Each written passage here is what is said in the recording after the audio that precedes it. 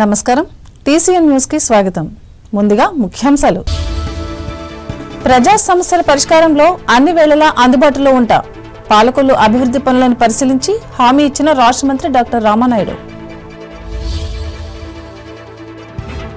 పాత ఉభయ గోదావరి జిల్లాల్లో ఉగ్ర రూపం దాల్చిన గోదావరి. ధవళేశ్వరం బ్యారేజ్ వద్ద ఉధృతంగా ప్రవహిస్తున్న వరద నీరు. రెండో ప్రమాద హెచ్చరికను జారీ చేసిన ఉన్నతాధికారులు.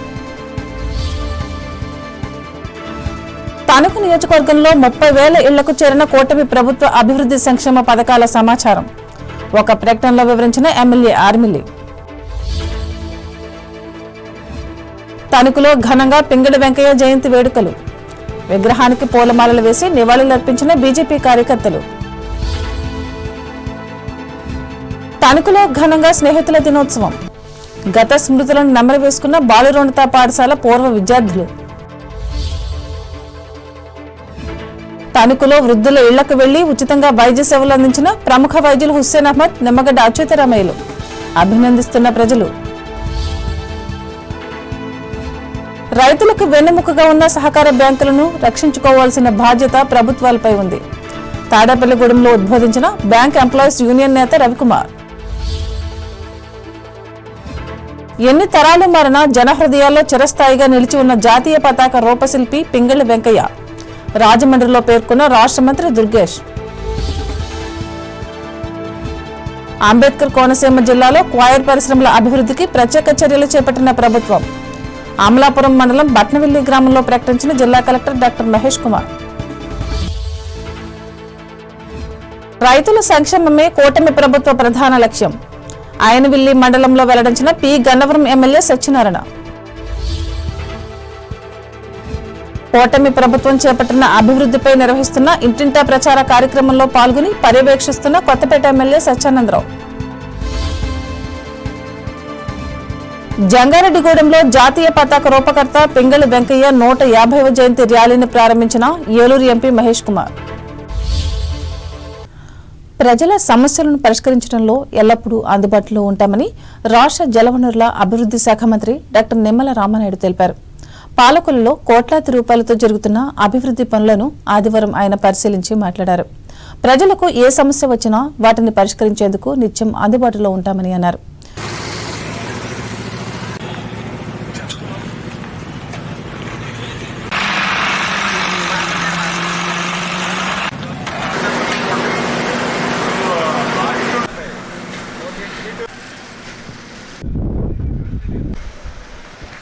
వచ్చి ఆ గ్రౌండ్ ఫ్లోర్ నిర్మాణం పూర్తి చేసి ఒక 70 లక్షల దాకా ఆ రోజు వినియోగం చేయడం జరిగింది. తద్వారా గ్రౌండ్ ఫ్లోర్ పెళ్లిళ్ళు చేసుకోవడానికి వాళ్ళ కార్యక్రమాలు చేసుకోవడానికి ఉపయోగకరంగా చేశాం.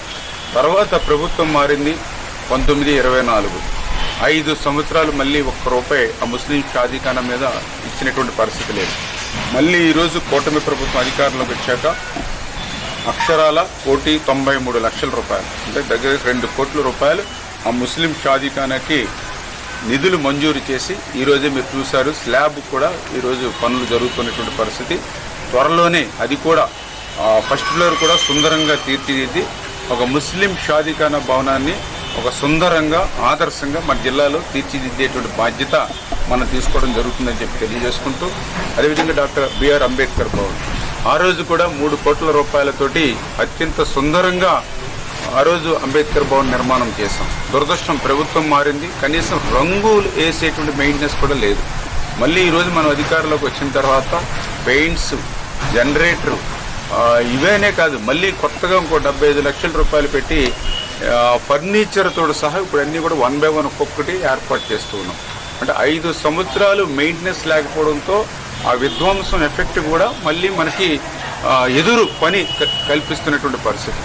అదేవిధంగా ఏదైతే ఇప్పుడే మనం చూసాం ప్రభుత్వ ఆసుపత్రికి సంబంధించి కూడా ఈవేళ సుందరీకరణ ఆరోగ్యంగా ఉండాలనేటువంటి ఉద్దేశంతో ఎల్లుడ నుంచి ₹1,50,00,000 ఈ పనులు మనం ముమ్మరంగా చేస్తూ ఉన్నాం. అదేవిధంగా డ్రైనేజీ లేదని అంటే దానికి కూడా ₹80 లక్షల ఇరిగేషన్ శాంక్షన్ చేసి ఆ పనులు చేస్తూ ఉన్నాం. అదేవిధంగా సీసీ రోడ్ అంటే 30-40 లక్షలు పెట్టి మున్సిపల్ నుంచి కూడా సీసీ రోడ్డు. ఈ కార్యక్రమంలో Narasapuram RDO why Dasaraju, BJP నాయకులు ఉన్నమట్ల కపద్ది పాల్గొన్నారు. గోదావరి ఉగ్రరూపం దాల్చింది. ధవళేశ్వరం బ్యారేజ్ వద్ద ఉధృతంగా ప్రవహిస్తోంది. బ్యారేజ్ వద్ద నీటి మట్టం 15 అడుగులకు చేరటంతో 2వ ప్రమాద హెచ్చరిక కొనసాగిస్తున్నారు.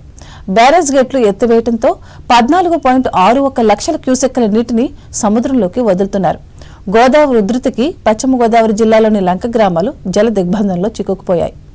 ఆచంట నియోజకవర్గ పరిధిలోని లంక గ్రామాలను జిల్లా కలెక్టర్ చెదలవాడ నాగరాణి ఆదివారం పరిశీలించారు.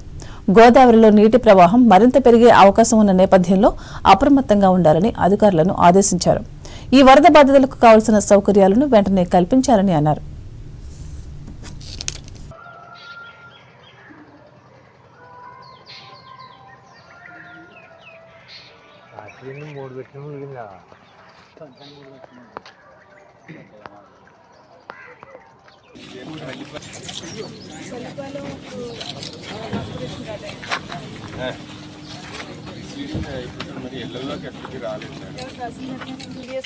డిస్ట్రిబ్యూషన్ అంతా కూడా స్టార్ట్ అయింది. అదే ఇష్యూ లేదు కదా వాళ్ళకి. ఈ బోర్డ్స్ అవి ఎవరన్నా ఎయిలింగ్ పేషెంట్స్ అట్లాంటి వాళ్ళు ఎవరన్నా ఉన్నారా? ఈవేళ రేపు ఈడీడీ ఉన్నవాళ్ళు ఈవేళ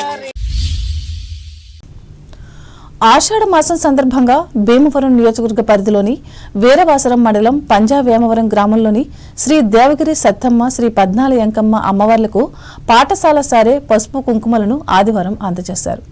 గ్రామంలోని మహిళలు పెద్ద సంఖ్యలో ఆంజనేయ స్వామి విగ్రహం వద్ద నుంచి భారీ ప్రదర్శన చేశారు. సారే, సీరే, పసుపు కుంకుమ, గాజులు నైవేద్యంగా పెట్టారు. అనంతరం గ్రామంలోని ప్రతి ఇంటికి ప్రసాదాలను పంపిణీ చేశారు. ఈ కార్యక్రమంలో గ్రామ పెద్దలు, మహిళలు భారీ సంఖ్యలో పాల్గొన్నారు.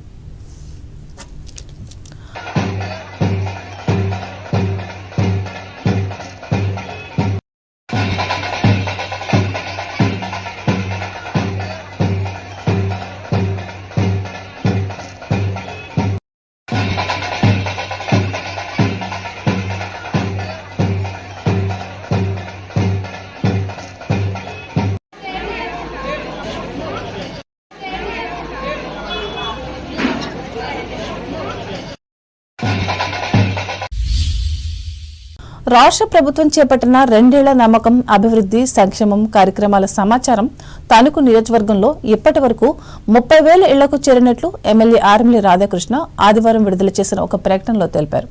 ఇందులో భాగంగా 15 బూతుల్లో ఈ కార్యక్రమం పూర్తయినట్లు ఆయన చెప్పారు. కాగా ఈ సమాచారాన్ని ప్రజలకు అర్థమయ్యేలా ఓపిగ్గా వివరించాల్సిన బాధ్యత తెలుగుదేశం కార్యకర్తలదేనని అన్నారు. అలాగే పార్టీని మరింత బలోపేతం చేయడంతో పాటు ప్రతి కుటుంబంతో సత్సంబంధాలు ఏర్పరచుకోవాలని ఆయన సూచించారు. ప్రతిష్టాత్మకంగా చేపడుతున్న ఈ కార్యక్రమాన్ని సమర్థవంతంగా పూర్తి చేయాలని ఎమ్మెల్యే ఉద్బోధించారు. ప్రముఖ స్వాతంత్ర సమరయోధులు, భారత జాతీయ పతాక రూపశిల్పి పింగళి వెంకయ్య జయంతిని తణుకులో ఆదివారం ఘనంగా నిర్వహించారు.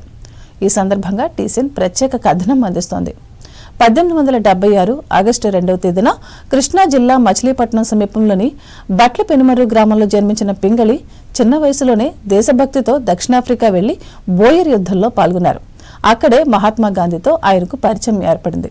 అదే స్ఫూర్తితో భారతదేశానికి విచ్చేసిన తర్వాత స్వతంత్ర ఉద్యమంలో చురుగ్గా పాల్గొన్నారు. ఈ నేపథ్యంలో గాంధీ, నెహ్రూల సూచనల మేరకు ఆకుపచ్చ, కాషాయ రంగులతో పాటు శాంతి, అహింసలకు నిదర్శనంగా తెలుపు రంగు, మన పూర్వ సంస్కృతికి సంకేతంగా ఉన్న అశోక చక్రాన్ని ఉంచి రూపొందించిన ఈ జాతీయ పతాకాన్ని 1922లో జాతికి అంకితం చేశారు. దీనికి ఆనందపడిన జాతిపిత యంగ్ ఇండియా పత్రికలో పింగళిని ప్రశంసిస్తూ వ్యాసం రాశారు. బందరు ఆంధ్ర జాతీయ కళాశాలలో అధ్యాపకునిగా పనిచేసిన పింగళి వెంకయ్య జాతీయ పతాక ఆవశ్యకతను గుర్తించి ఆనాడు ఎంతో పట్టుదలతో కృషి చేయడం వల్ల ఈ రోజు యావత్ జాతి హృదయాల్లో ఆయన నిలవగలిగారు. అంతేకాకుండా వెంకయ్య చేసిన ప్రయత్నం తెలుగు జాతికి గర్వకారణంగా నిలిచింది. ఈ సందర్భంగా పట్టణంలోని వైఎస్ఆర్ పార్కు వద్ద ఉన్న ఆయన విగ్రహానికి బీజేపీ కార్యకర్తలు పూలమాలలు వేసి నివాళులు అర్పించారు. అనంతరం పార్టీ పట్టణాధ్యక్షులు బొల్లాడ నాగరాజు మాట్లాడుతూ పింగళి వెంకయ్య రూపొందించిన జాతీయ పతాకం స్వతంత్ర ఉద్యమానికి బలాన్ని ఇచ్చిందని చెప్పారు. ఇంకా ఈ కార్యక్రమంలో పాలంగి సొసైటీ అధ్యక్షులు కాకర్ల నాని, పార్టీ పట్టణ ఉపాధ్యక్షులు బడేటి సాయిరం, ప్రధాన కార్యదర్శులు కాసిరెడ్డి మణిదీప్, గురుజుకోట రాకేష్, యువ మోర్చా అధ్యక్షులు ఆకులహరి, ప్రధాన కార్యదర్శి నోకల నాగేంద్రలు పాల్గొన్నారు.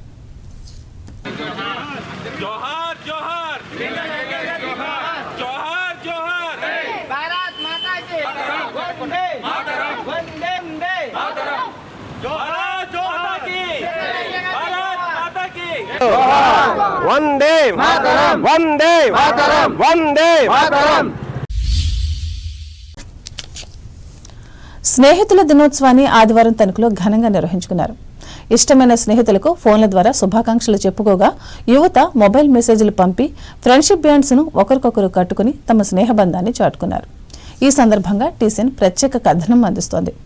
నిక్కర్ నుంచి జీన్స్లోకి మారినా, సైకిల్ నుండి బైక్లోకి మారినా, కాన్వెంట్ నుండి కాలేజీకి మారినా, నోట్బుక్ నుంచి ఫేస్బుక్లోకి మారినా, ఏరా పిలుపు నుండి బాబాయ్ పిలుపు దాకా కాలింగ్ మారినా, ఫ్రెండ్ అనే మాటల్లో స్పెల్లింగ్ మారినా, ఫీలింగ్ మారినా మారదు. సృష్టిలో తీయనిది స్నేహమేనోయి అన్నాడో కవి. స్నేహమేరా జీవితం, స్నేహమేరా శాశ్వతం అన్నాడు మరో కవి. స్నేహానికున్న గొప్పతనాన్ని ఈ పదాలు చాటి చెబుతున్నాయి. రక్తబంధం కన్నా స్నేహబంధం మిన్నా అని అనేకసార్లు మనకు ఎదురైన అనుభవాలే నిదర్శనం. చిన్నతనం నుంచే మొదలైన స్నేహం కాలం గడిచే కొద్దీ వ్యక్తిగత జీవితంలో ఎన్ని మార్పులు వచ్చినా చెక్కు చెదరకుండా నిలుస్తుంది. అందుకే ప్రపంచంలో ఎన్నిటికో ప్రాముఖ్యత కల్పిస్తూ ఏదో ఒకరోజు సంబరం చేసుకున్నట్లే స్నేహానికి కూడా పట్టం కడుతూ స్నేహితుల రోజును నిర్ణయించారు. ఈ విధానం 1935లో అమెరికాలో తొలిసారిగా ప్రారంభమైంది. తర్వాత కాలంలో ఈ సరదా సంబరాలు రాను రాను ప్రపంచ నలుమూలలకు పాకాయి. ఈ నేపథ్యంలోనే మన దేశంలో స్నేహితుల దినోత్సవాన్ని ఒక వేడుకగా జరుపుకోవటం ఆనవాయితీగా అయింది. ఇందులో భాగంగా జిల్లా పరిషత్ బాలురోన్నత పాఠశాల 1978-79 విద్యా సంవత్సరంలో 10వ తరగతి చదివిన పూర్వ విద్యార్థుల స్నేహితుల దినోత్సవాన్ని నిర్వహించి ఈ మాధుర్యాలను పంచుకున్నారు. తొలుత ఫ్రెండ్షిప్ బ్యాండ్లను కట్టుకుని ప్రత్యేకతను చాటుకున్నారు. ఇదే బ్యాచ్ స్నేహితులు ఇదే కలయికను గత 17 ఏళ్ల నుంచి క్రమం తప్పకుండా కొనసాగించడం విశేషం. ఈ బ్యాచ్ ప్రతినిధి గురజాపు శ్రీనివాస్ అధ్యక్షతన జరిగిన ఈ కార్యక్రమంలో పూర్వ విద్యార్థి రిటైర్డ్ ప్రధానోపాధ్యాయులు జగతా చిన్న శ్రీనివాసరావు, మాధవి దంపతులను ఘనంగా సన్మానించారు. పైడిపరులోని ఆకుల శ్రీరాములు రమాకుమారి కళ్యాణ మండపంలో జరిగిన ఈ కార్యక్రమంలో ఓల్డ్ స్టూడెంట్స్ పాల్గొని వారిని అభినందించారు. ఇంకా సాహితీ సామ్రాజ్యం ఆధ్వర్యంలో బొమ్మల వీధిలోని మారుతి స్కూల్లో స్నేహితుల దినోత్సవాన్ని నిర్వహించారు. వివిధ రంగాలకు చెందిన స్నేహితులు పాల్గొన్న ఈ కార్యక్రమానికి సంస్థ అధ్యక్షులు తాడనాడ భాస్కర్రావు అధ్యక్షత వహించి స్నేహంపై రాసిన కవితను రాసి వినిపించారు. అనంతరం సామ్రాజ్యం సభ్యులు ముక్కమ్మల మోహన్ రావు, బర్రె శ్రీనివాసులను సత్కరించారు.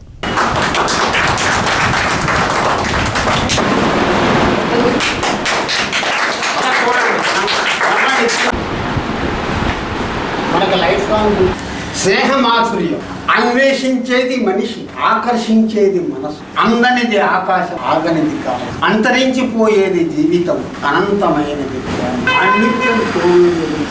స్నేహితుల హస్తాలు నిస్వార్థ నేస్తాలు. స్నేహం అంటే ఓ త్యాగం, ఆపదలో అభయ హస్తం. జన్మనిచ్చిన బంధం కాకపోయినా జీవితాంతం తోడుండే అత్యంత మధురమైనది స్నేహబంధం. Tanuku senior citizens welfare association, Nisha ఫౌండేషన్ల సంయుక్త ఆధ్వర్యంలో ఇంటి నుంచి బయటకు రాలేని వృద్ధుల గృహాల వద్దకు వెళ్లి నిర్వహిస్తున్న అరుదైన ఆదర్శ సేవా కార్యక్రమాన్ని ఈ వారం కూడా కొనసాగించి మానవత్వాన్ని చాటుకున్నారు. ఇందులో భాగంగా ప్రముఖ నేత్ర వైద్య నిపుణులు హుస్సేన్ అహ్మద్, మరో ప్రముఖ ఆర్థోపెడిక్ వైద్య నిపుణులు నిమ్మగడ్డ అచ్యుతరామయ్యలు సంచార శకటం ద్వారా పట్టణంలోని వివిధ ప్రాంతాల్లో పర్యటించి 8 మందిని పరీక్షించి సూచనలు, సలహాలు ఇచ్చారు. అలాగే సంఘ సభ్యులు ఎం రవి రెజినాల్డ్ ఆర్థిక సహకారంతో మందులను కూడా ఉచితంగా అందజేశారు. ఈ కార్యక్రమంలో సంఘ అధ్యక్షులు అల్లూరి కరుణాకర్ చౌదరి, కోశాధికారి అజ్జిబ్ భాస్కరరావు, సభ్యులు గిరిజాల నాగేశ్వరరావు, నర్సింగ్ సిబ్బంది పాల్గొని వైద్యులకు సహకరించారు. కాగా ఈ ఉచిత వైద్య సేవలను కోరుకునేవారు స్వయంగా గాని 9985343530 లేదా 9059290717 సెల్ నంబర్లకు ఒకరోజు ముందు తెలియచేయాలని అధ్యక్షులు కోరారు.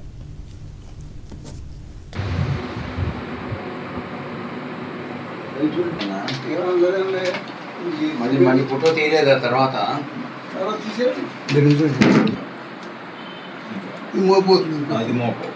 కొద్దిగా బలం ఒక 3 నెలలు టైం కొద్దిగా ఇచ్చారు.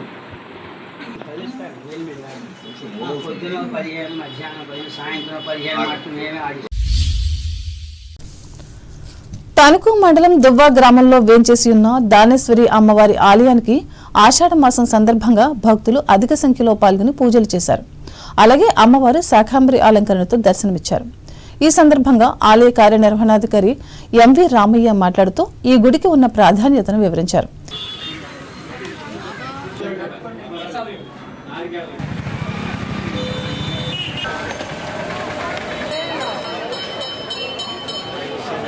ఈ